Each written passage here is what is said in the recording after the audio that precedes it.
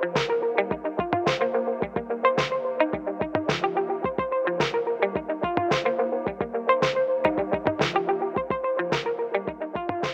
tardes a todos, Tachi Ajao, bienvenidos a esta nuestra nueva sesión que se llama Conquistas territoriales y vínculos comerciales en el siglo XIII, tras los pasos de Kublai Khan y Marco Polo. Aquí vamos a ver las raíces de todo lo que sabemos hoy sobre China y el desarrollo renacentista europeo y los fuertes vínculos comerciales que se forjaron a partir de estas dos grandes figuras. Y bueno, ¿quién más para enseñarnos de todo este tema que esta gran historiadora, doctora en estudios internacionales y miembro de Alada China, nuestra ya querida amiga de la casa, Mónica Ahumada? Mónica, bienvenida y gracias por estar de nuevo con nosotros. Sí, gracias Carolina. Para mí siempre es un agrado poder estar con ustedes y compartir temas que a mí me encanta, porque yo siempre le digo a mis alumnos, yo lo que he estudiado no es para llevarme para la casa o compartirlo con mi familia, es precisamente para poderlo compartir con otros. Y yo creo que la gracia de esto es eso, o sea, poder compartir lo que uno a lo largo de distintos momentos ha podido ir aprendiendo y conociendo. ¿Mm? Bien, Exactamente.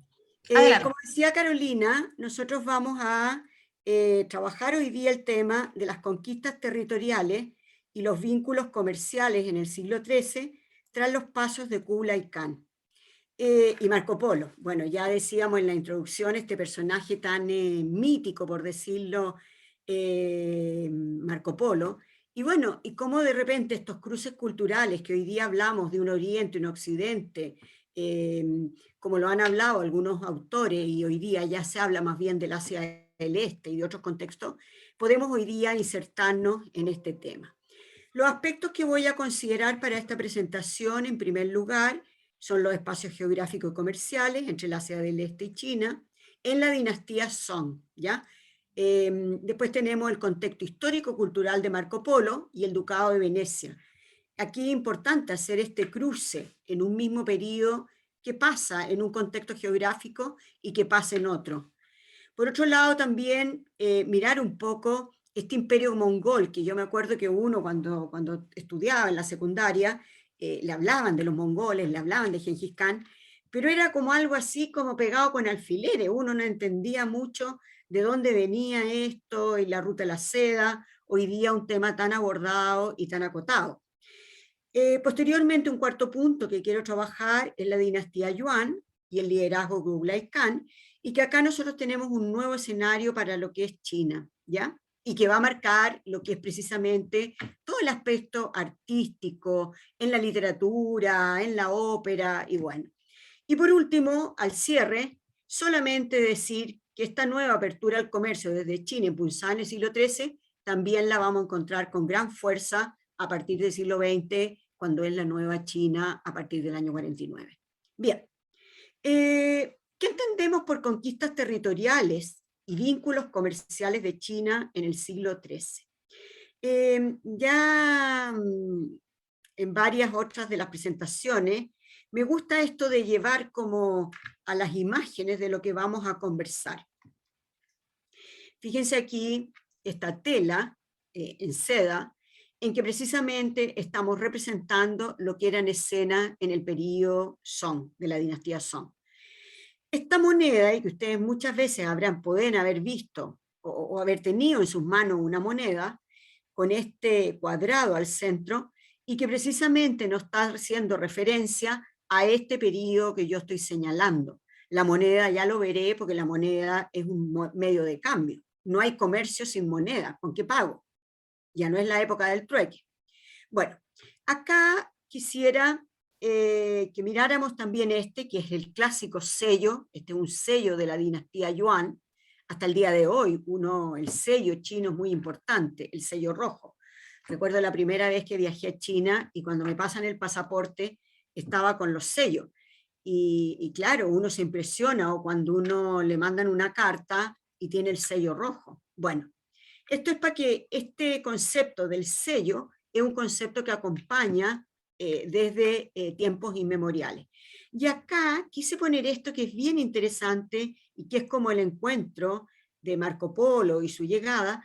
Y fíjense ustedes cómo viene en esta embarcación muy clásica de una góndola veneciana, pero miren ustedes cómo hay un elefante, un camello, y bueno, esas eran las caravanas de esa época.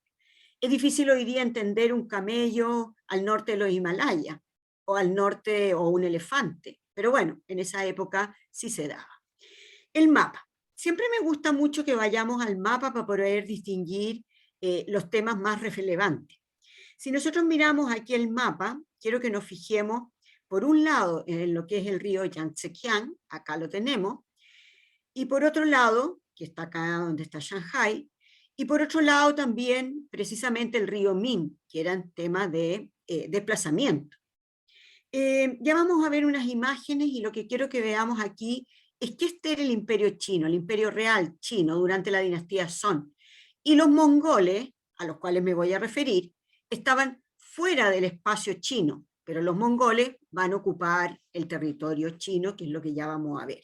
Por lo tanto, les pido que recuerden un poco esta imagen de lo que es la China del centro. De hecho, el carácter chino marca lo que es la China del centro, y por otro lado, lo que era el norte, y también lo que es al norte, la zona de la Manchuria. Bueno, una zona que fue altamente comentada y devastada durante la Guerra Mundial, una zona rica en materias primas. Bueno, acá tenemos el tema de la moneda. Ya dije, no hay comercio sin moneda, no hay comercio sin papel moneda. Y fíjense ustedes que aquí, este es papel y este es papel moneda. Si yo digo papel moneda en palabras de hoy día, tengo que decir billete, billete. Y aquí precisamente tenemos estos que corresponden al periodo que yo estoy señalando.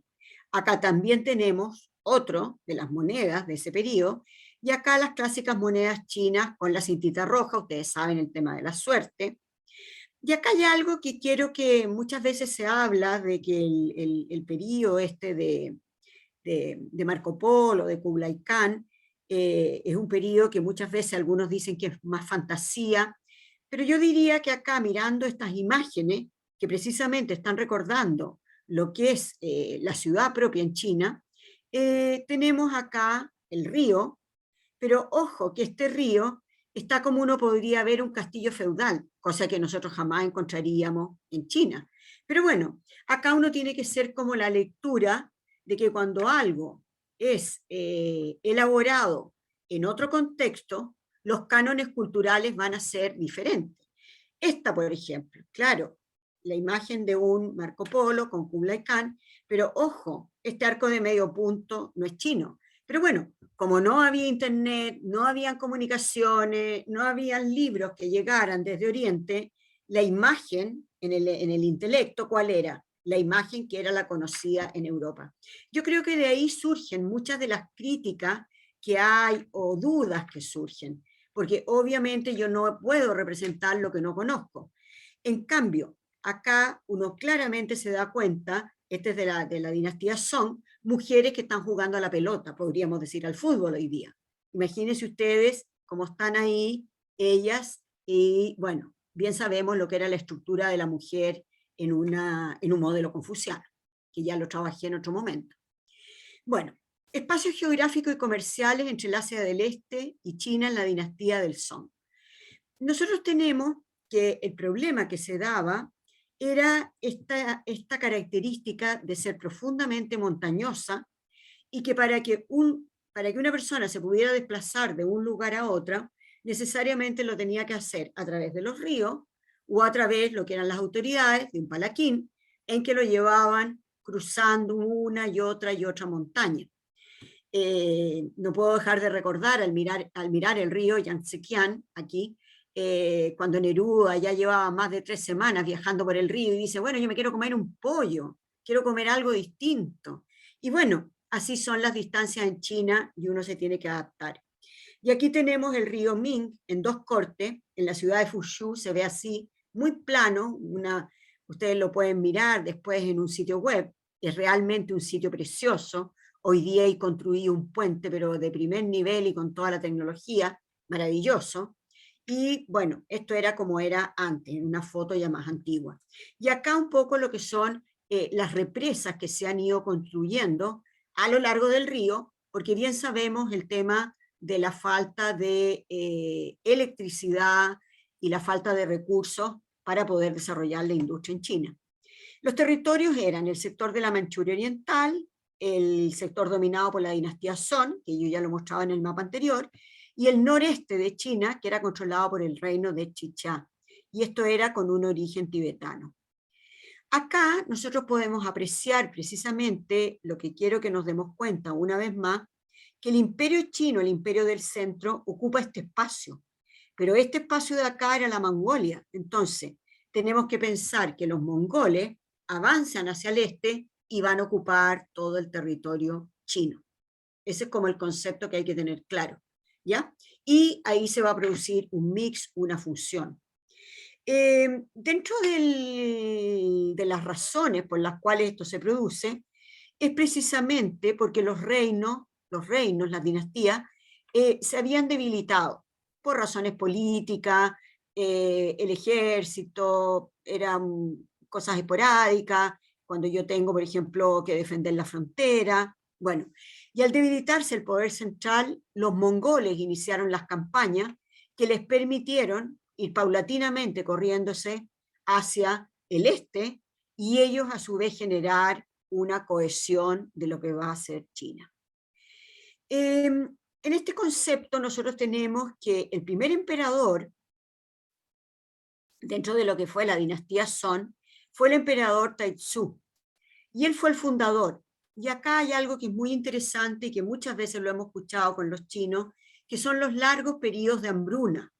Bien sabemos lo que son los monzones, la falta de capacidad para tener una tecnología incorporada en lo que es la producción agrícola, y bueno, pero sí en este periodo nosotros tenemos que las producciones de arroz fueron bastante importantes, también de mijo, de otros cereales, y esto permitió que la población alcanzara más o menos a unos 50 millones en la parte norte, y después, ya habiéndose ampliado, a casi unos 100 millones. Cuando uno habla de estas cifras que pueden parecer tan abultadas, personalmente a mí me viene a la mente del Imperio Romano, Mare Nostrum, el mar Mediterráneo, en que en la época de mayor auge, en la época del emperador Augusto, llegó a tener 100 millones de habitantes. Por lo tanto, China, en palabras de hoy día, era un actor de primera línea. Y lo repito, China, en palabras de hoy día, siglo XIII, era un actor de primera línea dentro de un contexto mundial. Nosotros tenemos también que en este periodo es cuando precisamente va a surgir mucho de lo que es el arte, la decoración, la pintura china. Las pinturas con animales que a nosotros nos fascinan, los pájaros, los árboles, las flores, aquí quise representar. ¿Y por qué? Porque nosotros no podemos entender el arte chino si no lo entendemos desde lo que son la naturaleza, porque es parte de lo que es la cultura china y lo que son los conceptos tradicionales del apego a la naturaleza y bueno, a todo lo que son pájaros, animales, en fin. Esta imagen, que también corresponde al periodo Song, me gusta mucho, porque hace recordar algo que pocas veces se insiste en el tema de China, y que es la madera negra laqueada. La madera negra laqueada es propia del sur y es propia de Fuzhou. Y bueno, esa era la zona también del té en el sur de China. Y si aquí la vemos, es la clásica mesa baja china, que por lo demás también había una muestra cuando aquí en Chile tuvimos la muestra de la ciudad prohibida en el Centro Cultural de la Moneda, cuando podíamos ir a las exposiciones y bueno, estábamos en pandemia. Y acá por otro lado, algo que fue muy importante, aparte del papel moneda, es que ellos pudieron establecer una armada permanente, cosa que no estaba antes.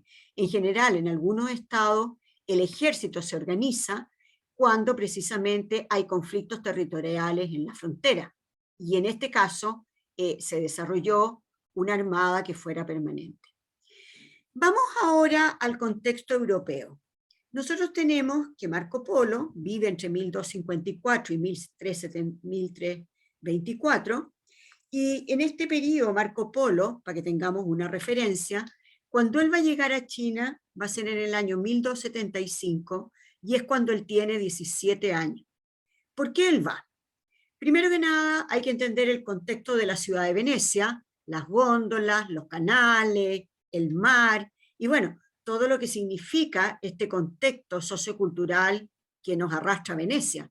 En ese contexto se formó Marco Polo, y el padre de él, el tío, eran comerciantes. Ellos se podían ir 1, 2, 3, 4 años, porque ustedes piensen, hacer comercio en aquella época era muy complejo, como ya lo expliqué.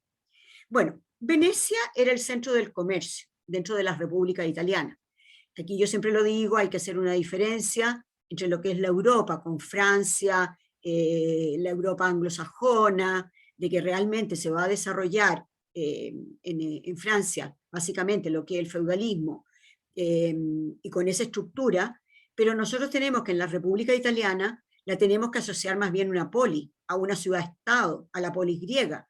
Y precisamente Venecia la podemos ver en esa línea. Venecia se expandió en este periodo y bien sabemos que en este territorio estaba el Imperio Otomano.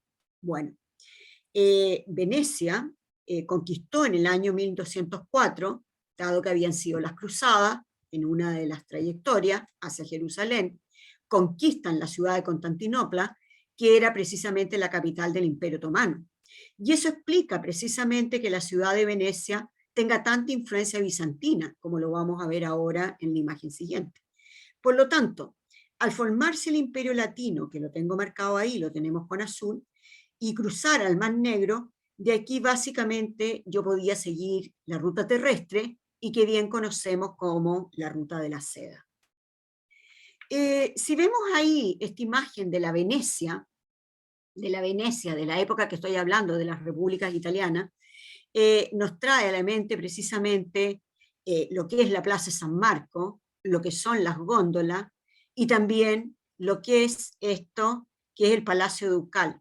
A mí me hace mucho sentido el Palacio Ducal, porque yo creo que varias veces, más de algunos de ustedes han estado en Viña, y han estado en el Palacio de la Quinta Vergara, y precisamente el Palacio de la Quinta Vergara, que lo acaban de restaurar, es precisamente una copia del Palacio Ducal, ¿ya? Todo lo que es el tipo de pilares, el tipo de columna, el tipo de arcos, como vemos aquí un arco ojival, que no es el arco medio punto que yo les hablaba en delante. Y bueno, Venecia tenía esta característica de ser una ciudad construida sobre isla, y que básicamente Venecia era el contacto para el norte de Europa, donde llevaban las telas. No nos olvidemos que es un periodo que la tela es fundamental. Sin tela yo no tengo navegación. La tela es el concepto de la energía, ¿ya? Sin vela yo no puedo navegar. Es un poco lo que sería hoy día petróleo, y hoy día, ¿por qué no decir un auto híbrido con energía eléctrica? ¿Me entienden? Por otro lado, también Venecia tenía fuertes contactos con el Mar Negro y también con el Medio Oriente. Y el contacto de ellos podía llegar hasta las mesetas del Asia del Este. Bueno, bien sabemos de la cantidad de embarcaciones que ellos tenían, y la autoridad máxima era el dux. El dux era la autoridad máxima, vivía en el Palacio Ducal, y básicamente el dux era el que controlaba precisamente la vida de las personas.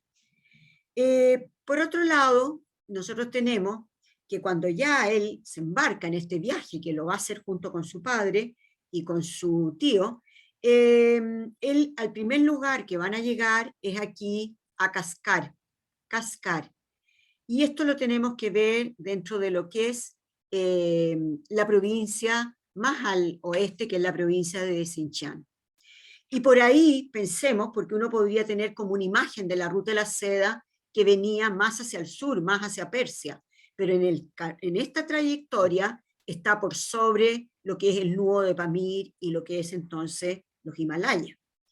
En este trayecto, cuando él va, que se demora más o menos unos 3 años, él se encuentra con distintas religiones, lo que a él le sorprende.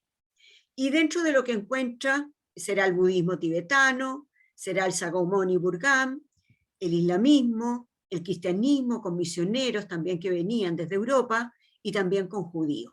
Por lo tanto, él se sorprende de que hayan distintas religiones y que estén presentes dentro de este largo trayectoria hasta poder llegar. Por supuesto que los peligros, los mismos peligros que podemos tener hoy día. Enfermedades desconocidas, no le vamos a poner pandemia, pero en esa época había muchas enfermedades que eran desconocidas y que la gente se moría. No teníamos vacuna, no teníamos ningún tipo de implementos para poder la persona curarse. Por otro lado, otro de los conflictos que tenían es que muchas veces se encontraban con estados, con reinos que estaban en guerra. Entonces, obviamente que por ahí no podían pasar y ya tenían que buscar otro camino. Bueno, en esta larga trayectoria que hace Marco Polo desde 1275 hasta 1295, a él lo van a reconocer en el Imperio Chino por su sabiduría. Y de hecho, en uno de los textos muy interesante, vean si lo pueden leer, precisamente el diario de viaje Marco Polo, cuando vuelve a Venecia ya en 1296 y se pone a escribirlo. De hecho, a él por otras razones es tomado prisionero, y bueno, y de ahí él escribe este diario de viaje, que es sumamente interesante, es fascinante leerlo. Bueno, en esto él, su padre, su tío, ellos iban al comercio, eso era lo que a ellos les importaba, cuánto te compro, cuánto te vendo, con qué moneda, si es oro, si es plata. Pero fíjense ustedes que el propio emperador chino dijo, bueno, a usted parece que le interesa más la cultura, le interesa más el contacto con la civilización china, conocer otras cosas y no tanto el comercio. Y no estaban errados, porque precisamente esta ruta que yo tengo aquí, esta ruta, es la que ellos hicieron y en la cual se van a instalar y que corresponde precisamente a la ruta de la seda. Estamos hablando al norte de los Himalayas. En este contexto cultural lo leo exactamente porque me pareció interesantísimo, cuando precisamente estaban esperando de que los recibieran, de que los acogieran. Dice, esto está sacado tras los pasos de Marco Polo, así se llama el libro, en que hace el relato de viaje. De repente apareció un caballero cabalgando a todo galope, con un leopardo sobre la grupa de su caballo. Era Kublai Khan, quien se divertía cazando los ciervos, los corzos. Los consejeros lo invitaron, a Marco Polo, a bajar al parque. Y a continuación nuestros guías nos condujeron a un lujoso pabellón de bambú, totalmente dorado y barnizado. Los muros estaban decorados con llamativas pinturas y con animales, un poco lo que yo explicaba un poquito antes. Y esto de la construcción en bambú es propio de lo que uno ve hasta hoy día de las construcciones antiguas en China. El Gran Khan, ese es el nombre, Khan, el Gran Khan no tardó en acudir a nuestro encuentro, acompañado de su corte. Al verlo, y en la imagen que yo mostraba en delante, al vernos, nos arrodillamos y bajamos la vista en señal de humildad. ¿Qué les contestó? Levantaos, queridos amigos venecianos, sean bienvenidos a Catay. Marco Polo, tras los pasos de Marco Polo. Es interesante porque ya Kublai Khan había pedido de que le hicieran algunos contactos con el Papa Gregorio, porque él sabía de que la autoridad en Europa, la autoridad máxima, político, terrenal y espiritual, era San Gregorio, el Papa. Y entonces él quería que le llevaran contactos porque quería saber y conocer cómo eran otras religiones. Bueno, en este contexto y en esta ruta que hace Marco Polo, debemos decir de que la seda es un producto que ya 2000 años antes se conocía y que precisamente fueron los venecianos quienes la fueron introduciendo en Europa, y también eran las telas de seda, pero también estaban teñidas con colores fuertes como podía ser, y también con hilos de oro y plata. Estas caravanas, como ya lo decía, y aquí lo podemos ver en esta imagen, eran con caballos, con asnos, con camellos, y en algunas veces también podían ir con elefantes. Y la idea era que podían transportar no solo a las personas, sino que también las mercancías, ¿ya? Es muy interesante eso, porque hoy día uno más bien el tema de las caravanas lo asocia con África o lo asocia con otros lugares. Dentro del Imperio Mongol, y vuelvo un poco atrás, volvamos unos 40 años, el Imperio Mongol, la figura máxima fue Gengis Khan. Yo recuerdo que cuando la primera vez que lo escuché me hablaban de un hombre profundamente sanguinario y nómade, y que no tenía ningún arrepentimiento para poder matar o usar la fuerza con una persona. Los mongoles eran un pueblo que se desplazaban indistintamente de un lugar a otro. Yo ya lo mostraba en el mapa anterior y también lo vuelvo a repetir en este. Y precisamente ellos vivían del consumo que ellos podían ir trasladándose de un lugar a otro, por lo tanto, de carne, de yak, y también de leche ordeñada. Ordeñaban la leche, la fermentaban y la ponían en los odres de cuero. Básicamente, ¿por qué llevaban a los animales a la Mongolia? Porque ahí es un lugar de mucha estepa, de pasto, donde precisamente los animales podían alimentarse. Los vestidos, no podemos hablar de un pueblo con bastante más refinamiento, sino que ellos se vestían, bueno, con cosas muy precarias, muy básicas, y toda la vida de ellos construía arriba de un caballo, siempre. Y así ellos se desplazaban y no tenían apego a que había que fundar una ciudad, había que quedarse ahí, había que traer el agua, había que hacer un camino, nada, eso no era tema para ellos, porque básicamente ellos partían de esta figura de ser nómades. En este sentido, él había nacido, Gengis Khan había nacido en el lago Baikal, pensemos en los montes Urales, al este, cerca del río Amur, y el imperio mongol abarcaba más o menos desde ese territorio hasta precisamente la parte alta, que era la Gran Muralla.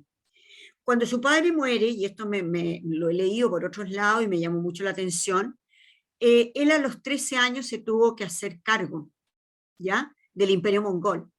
No tengo tiempo para poder explicar, pero hubo una serie de pugnas entre los hijos, los nietos, el otro, que querían ocupar el cargo, y finalmente él, que era un hombre muy fuerte, con mucho liderazgo y también sabía ejercer y con mucha violencia, finalmente él se hace cargo y hace una organización civil y militar para el imperio mongol. En los códigos culturales de Mongolia es muy importante tener claro que un mongol no va a atacar a otro mongol, porque pertenecen a una misma etnia.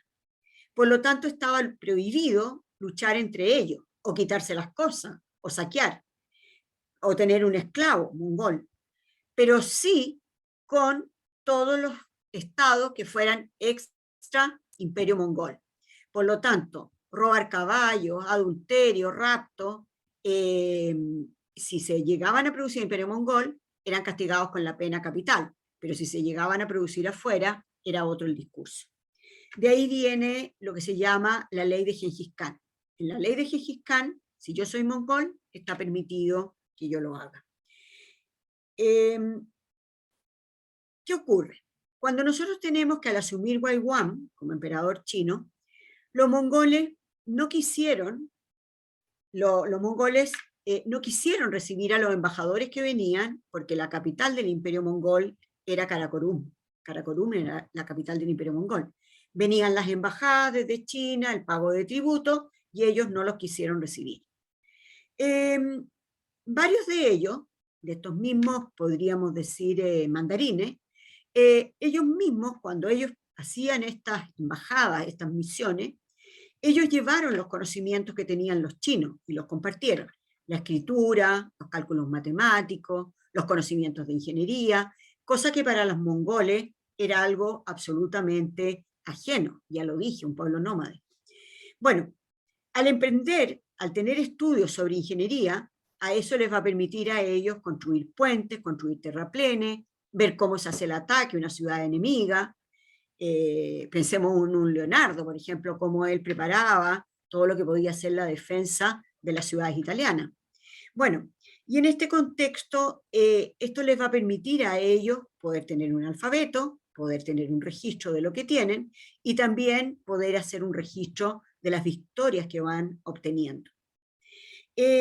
Todo esto que yo estoy desarrollando implica entender que a partir de estos embajadores, sabios que iban y mantenían contacto con los mongoles, se pudo producir esta fusión décadas después entre lo que era el mundo mongol y lo que era el imperio chino. Y de ahí va a surgir lo que se llama la dinastía Yuan. Ahí tenemos unas imágenes que nos ilustran precisamente esto.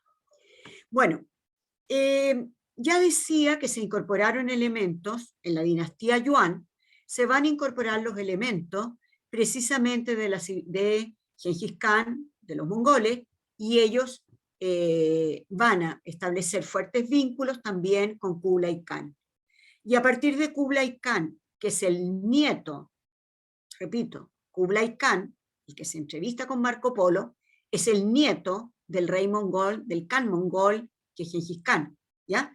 Y precisamente Kublai Khan se va a expandir enormemente para distintos territorios, y de hecho hay en el Archivo Nacional de París, hay textos, ilustraciones, en que precisamente fueron mandadas por Kublai Khan como misiones, como emisario hasta el rey de Francia.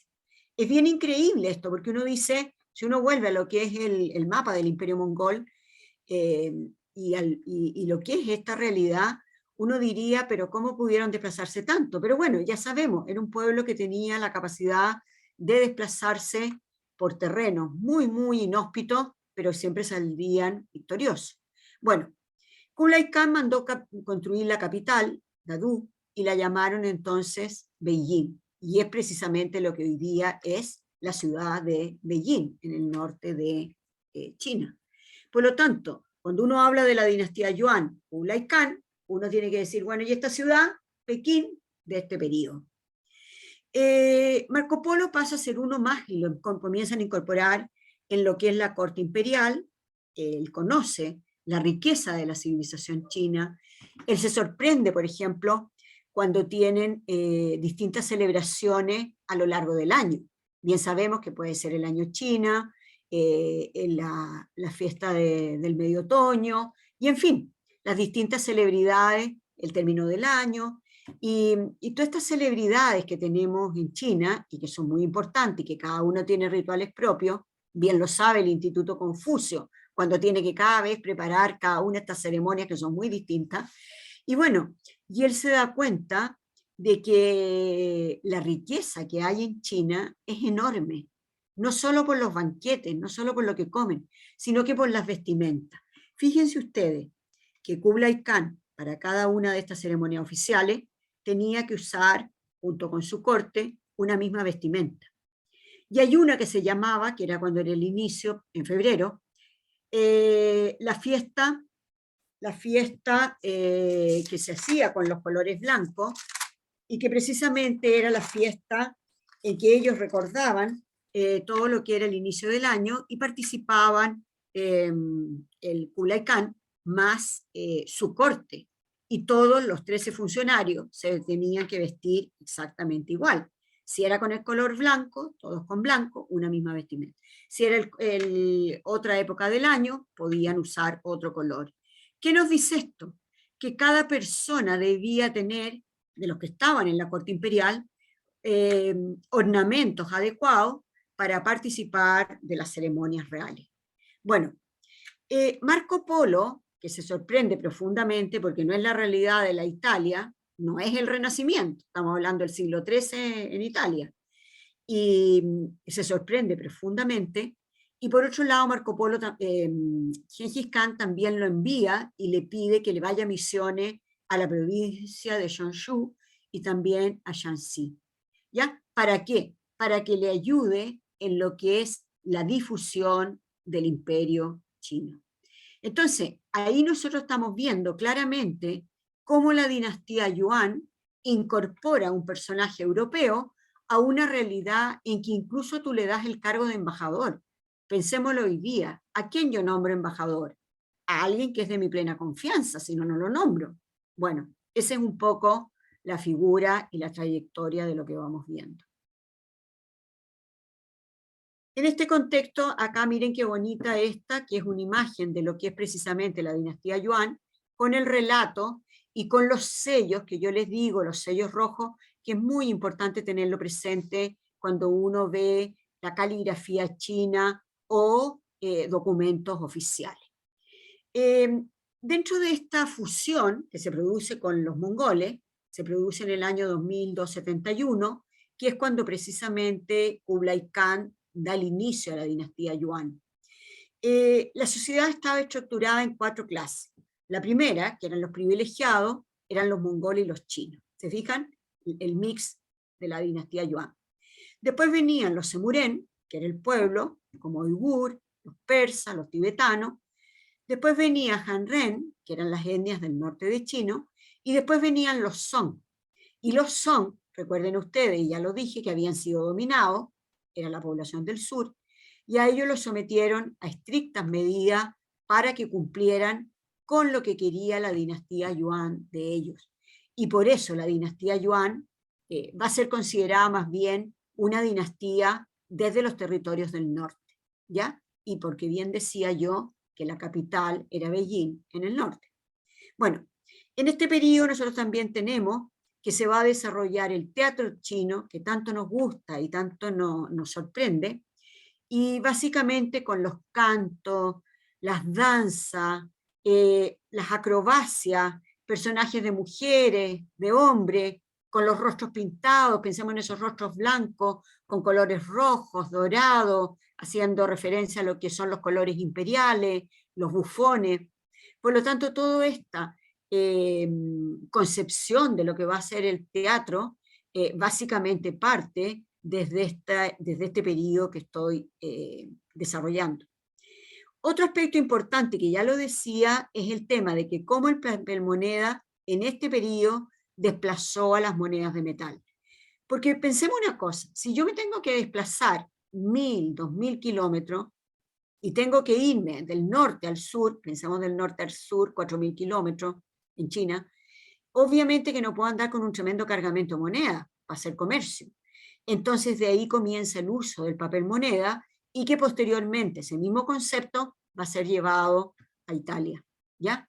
En Italia, en las repúblicas en la República Italiana, surge precisamente lo que va a ser el desarrollo de otra forma de pago. Acá tenemos, precisamente acá yo quise poner cuáles eran el relato de las dinastías, desde la dinastía Han hasta la dinastía Ming en 1644, ¿ya? Por lo tanto, todo este periodo nos hace hacer como un barrido de cómo han sido las dinastías en China. Acá quise poner unas imágenes precisamente para traer a la mente lo que es este concepto del teatro y de la ópera. En este sentido, una figura que es clave para la ópera es Wang Hanxin. Y él es uno de los más prolíferos y logró escribir más de 60 óperas, siendo con mucho éxito. Esta es precisamente una ópera del periodo Yuan, pero obviamente que ambientada a lo que es el periodo actual, ¿ya? Y acá tenemos también todo lo que es el tema de las mujeres, el tema de lo que es la figura de las máscaras, por ejemplo, lo que son los bailes, y todo esto precisamente hace referencia a este periodo que es el periodo Yuan. También es importante decir que en este periodo Yuan, y con el liderazgo de Kublai Khan, nosotros podemos ver que la ruta de la seda tenía una amplia conectividad y podía recorrer más o menos unos 6000 kilómetros. Esta apertura que se fue dando hacia el comercio, hacia otros mercados, otros territorios, precisamente es lo que la hizo a China ser conocida en este periodo que estamos hablando. Si no hubieran habido estos viajes, esta ruta de la seda, estos cruces interculturales, nosotros jamás hubiéramos sabido lo que ocurrió durante la dinastía Song, durante la dinastía Yuan. Y esto lo podemos valorar en la medida en que se hace un rescate del valor patrimonial, por supuesto que en China, en el rescate de los museos y en lo que es los archivos chinos, pero por otro lado también cómo yo esto lo puedo encontrar en elementos en Europa. Las transacciones, como decía, se comienzan a realizar ya no con moneda, con papel, y acá también va a permitir que nosotros tengamos grandes avances científicos en Europa. Pensemos, por ejemplo, que en la dinastía Han, en la época del Imperio Romano, la porcelana había sido bastante difundida, y esa porcelana china venía desde el Asia, ¿ya? Y bueno, y se encuentran en restos, en distintos hallazgos arqueológicos que se han encontrado en Italia. Precisamente uno puede también encontrar restos de lo que era la porcelana china. Bueno, en esa misma línea, nosotros tenemos que rescatar lo que es el uso del papel. El papel no fue originario de Europa, el papel vino, y piensen ustedes que era papel de arroz en este caso, el papel vino desde lo que era la propia China. Los avances tecnológicos también que van a llegar a Europa, esos avances tecnológicos ya venían desde China, pensemos en una pólvora y bueno, en instrumentos de la navegación.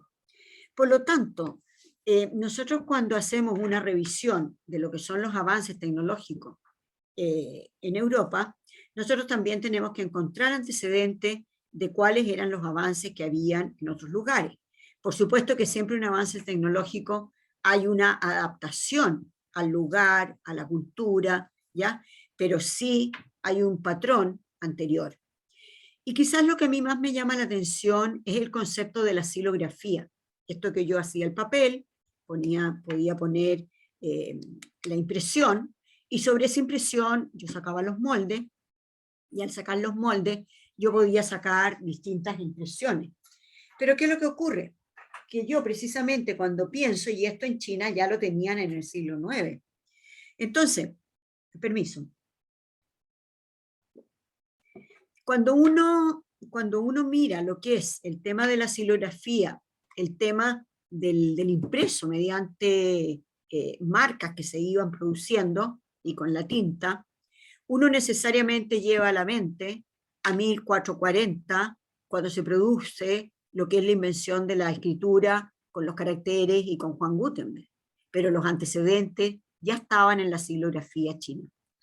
Hay un video muy lindo, muy, muy lindo, en que habla precisamente del proceso de la silografía china y cómo hasta el día de hoy esto se mantiene como una tradición.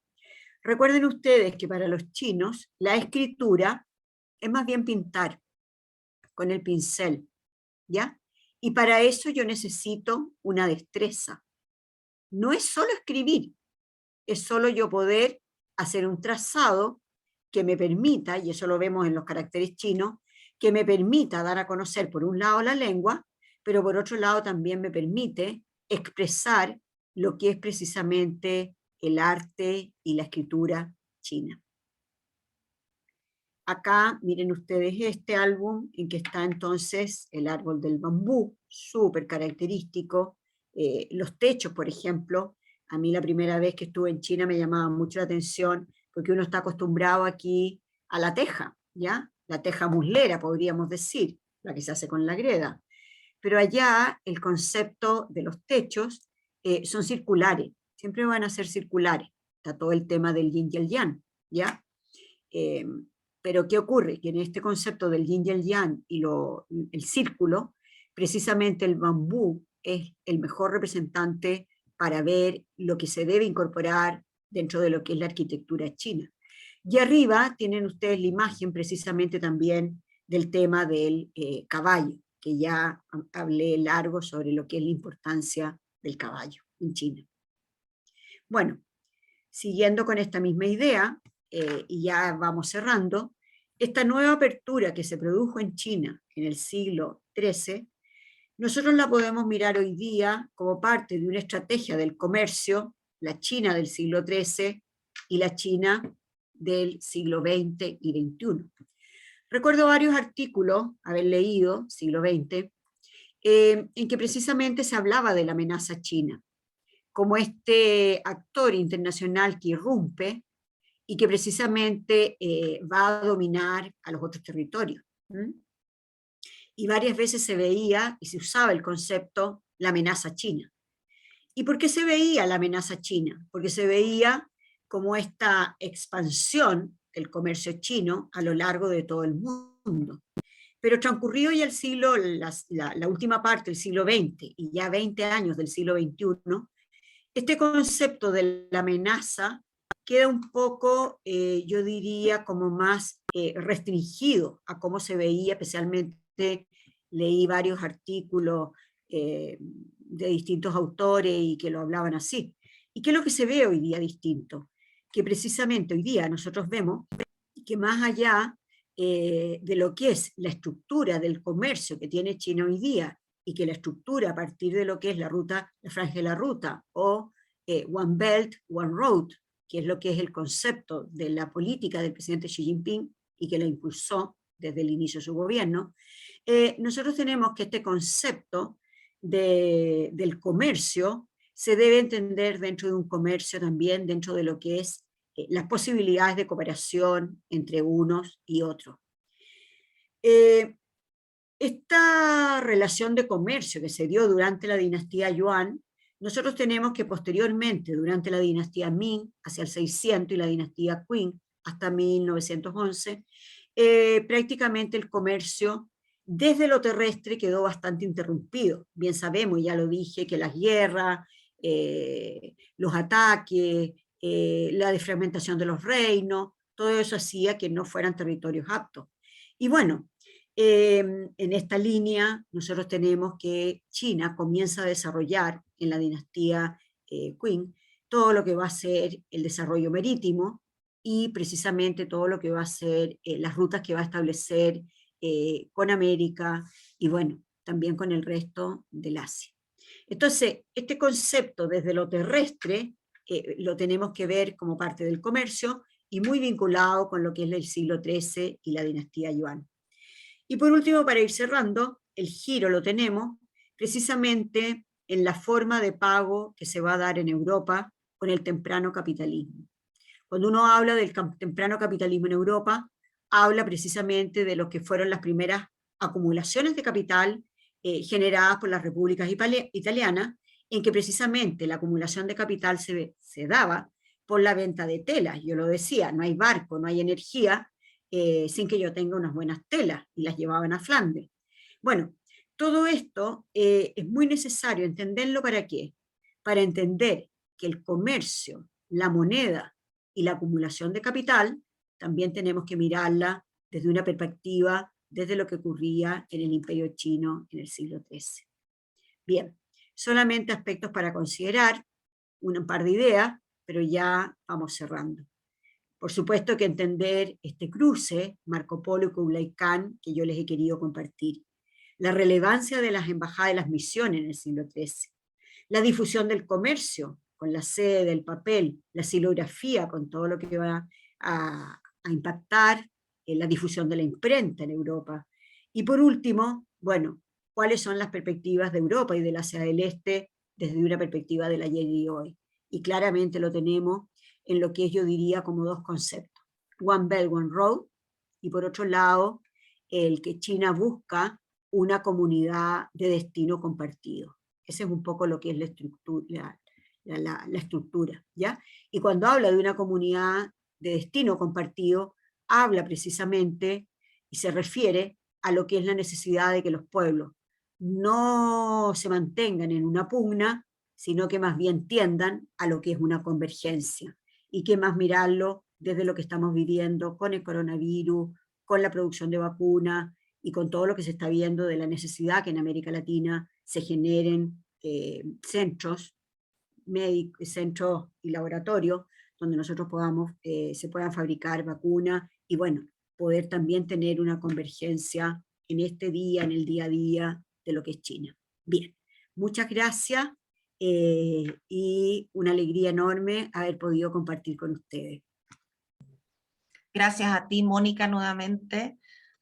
Para nosotros, tal como te decíamos antes, un orgullo poder contar contigo y con todo tu conocimiento en estas sesiones, sobre todo un tema tan interesante como este. Nosotros lo hemos conversado varias veces, que es un tema que a las dos nos interesa mucho, y que, tal como conversamos al comienzo, tú te enganchaste, por decirlo de alguna manera, con el tema chino a través de este tema. Así que qué lindo que hayas podido desarrollarlo con nosotros un poquito más. Te agradecemos compartir tus conocimientos con nosotros. ¿Y te parece que vayamos a algunas preguntitas? Sí, cuéntame. Buenísimo. Mira, aquí están preguntando, ¿cómo es posible explicarse las conductas y costumbres de los mongoles, siendo ellos un pueblo nómade? ¿Por qué se sintieron atraídos por la civilización china y sus dinastías? Porque yo creo que en general todos los pueblos más allá del nivel de desarrollo que tengan, siempre existe el concepto de las aspiraciones, de mirar lo que pasa al lado. Y yo creo que en el caso de los mongoles, ya venían desde el siglo VII, el imperio mongol es un imperio de una larga trayectoria, muchas veces hablamos también del concepto de los pueblos indoeuropeos, pero básicamente el imperio mongol, que tenía una larga trayectoria, también un imperio sabe que en algún minuto para poder seguir creciendo, o un estado o un país, requiere como reinventarse, voy a usar una palabra muy de hoy día, ¿ya? Y para eso, para poder tú hacer una nueva lectura de lo que tú estás viviendo, tienes que nutrirte de lo que otros están haciendo. Y si los mongoles no se hubieran empapado de lo que era la cultura china, probablemente ellos no podrían haberse desarrollado y haber tenido esta suma junto con el imperio chino al desarrollar la dinastía Yuan con toda la belleza que yo ya contaba. Entonces, en ese sentido, y esto es muy interesante y se ve en distintos imperios y en distintos estados, que los estados deben dar una respuesta frente a los desafíos que ellos tienen. Y el desafío del imperio mongol era su permanencia, pero con códigos culturales que fueran un poco más avanzados. Perfecto.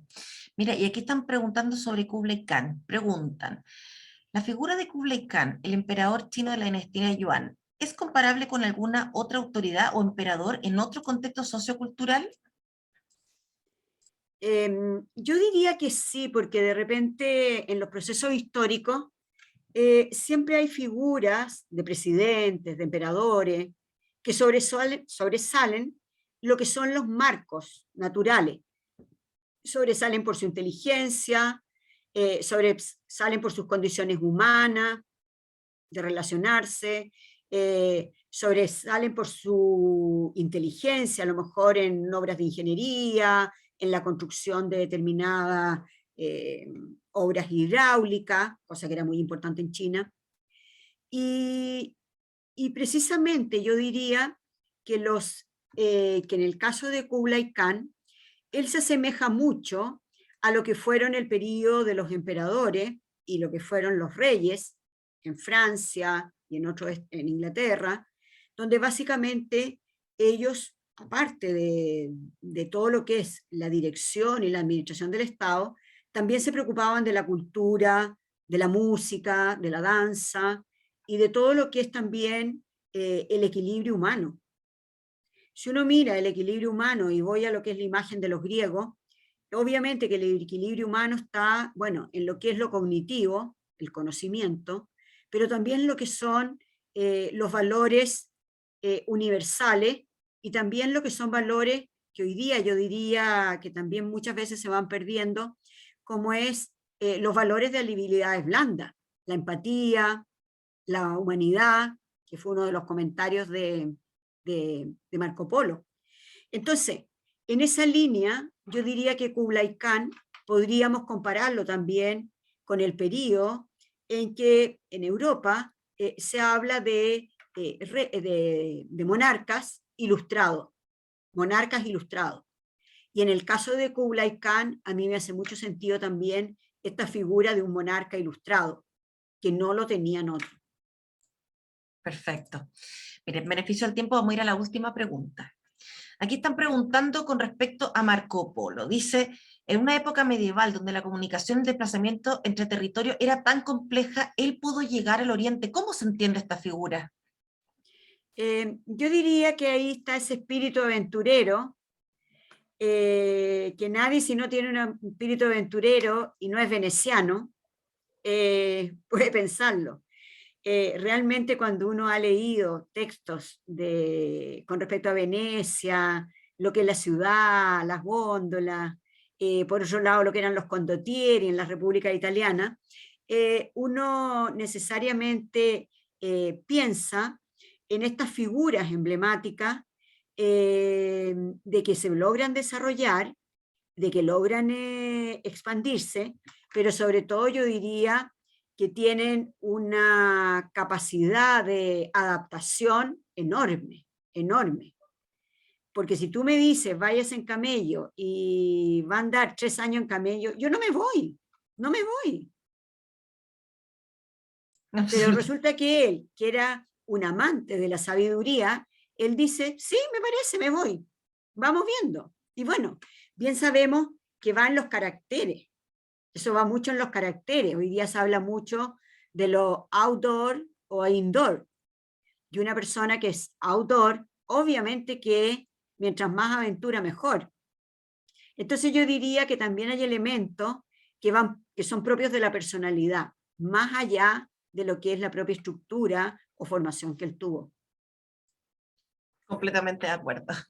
Mónica, querida, muchas gracias nuevamente por estar con nosotros, por transmitirnos todo lo que tú sabes y tu pasión por este tema. Gracias a todos por acompañarnos. Desde ya los dejamos invitados para el jueves 16, que tenemos otro iClub Chino con un viaje virtual por China. Así es que gracias a todos. Mónica, querida, muchísimas gracias. Gracias a ti, Carolina, y nada, un buen año, un buen término de año y los mejores deseos. Ya estamos en diciembre y bueno, ya casi despidiéndonos del año. Un abrazo grande para ustedes y para el Instituto Confucio. Un abrazo para ti. Muchas gracias y gracias a todos. Zaijian.